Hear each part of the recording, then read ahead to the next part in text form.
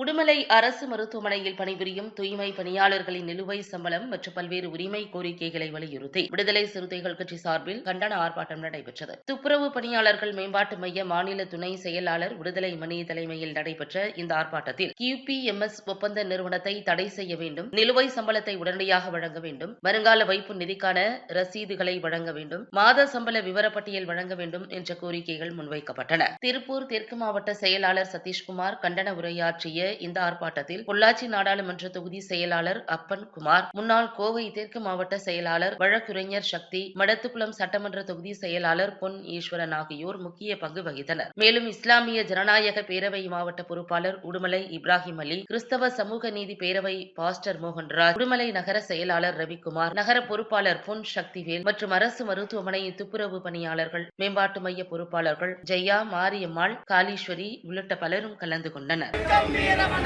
விடுதலை சிறுத்தைகள் வீர வணக்கம், விடுதலை சிறுத்தைகள் வீர வணக்கம்,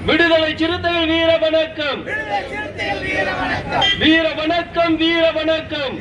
பெரியாருக்கு தந்தை, பெரியாருக்கு வீர வணக்கம், வீர வணக்கம்.